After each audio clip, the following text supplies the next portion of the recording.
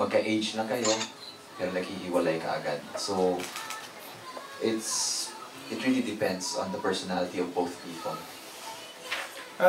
For you guys, what do you think would people learn about this film?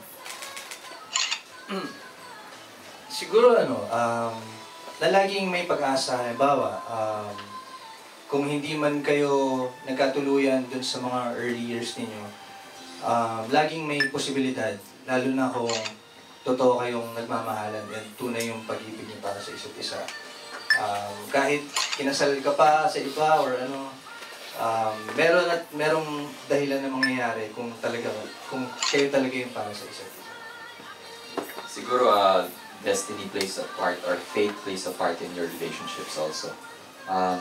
Somebody may come into your life, but it may be just for a reason na tinulungan ka or to make you realize something else. So, people come and go into your life for a reason.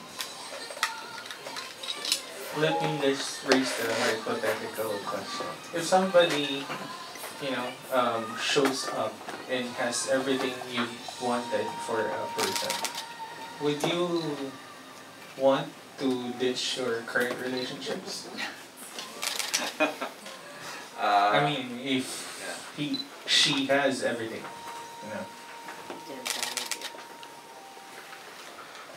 At this stage in my life, siguro it's not an option. No questions asked, period, di ba? Okay, then... He's not gonna elaborate because... See, then it's... Again, pa rin yan, matinding desisyon pa rin yan. Pero, depende siguro kung gaano katindi rin yung dating sa'yo ng bagong tao na yun. And kung gaano ka-importante yung present na sa'yo. So, depende rin. Hypothetical lang, pero na-unfairan ako dun sa question. Hypothetical lang. Kawawa naman eh. Kawawa, parang malakot, di ba? Okay, yung hypothetical naman eh. Okay, tuloy-tuloy na, isasunod-sunod na ganyan. So who would like to ask the next question? Basahan ng mic. Ayan, your name again, para Dennis. Stanley Breeze. And your blog site. Hi, good afternoon, Sir Chief and Dennis. I'm Stanley from Reserve.com. Isa lang yung question ko for Dennis. Kasi ang Mahayo yesterday was all praises to you. Correct. Enigmatic ka daw, respected person, tapos...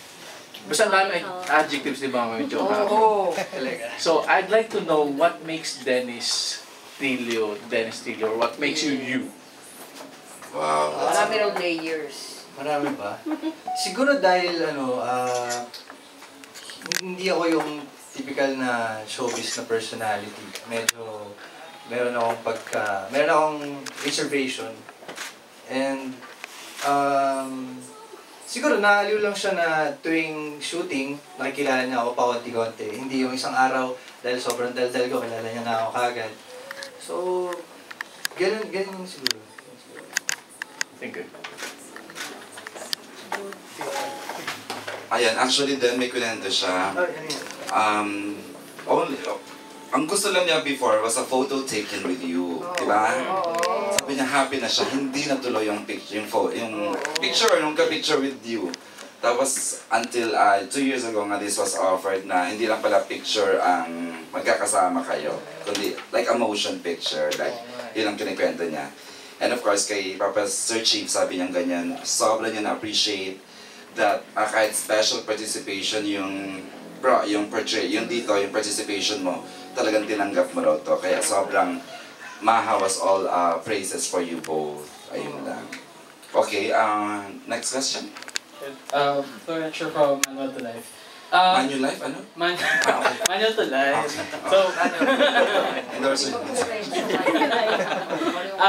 is this the first time na you're working with Sir Chris Martinez for a film, or have you worked with him sa other projects? This is my first time working with Director Chris Martinez, and it was a very pleasant experience. I would be willing to work with him anytime. Oh, mukhang magaling talaga, ha? For Then, Ako naman po, second time, pero yung first movie na ginawa namin, maliit lang yung role ko dun. Kaya natuwa ako nung nalaman ko na siya na yung magdidirect.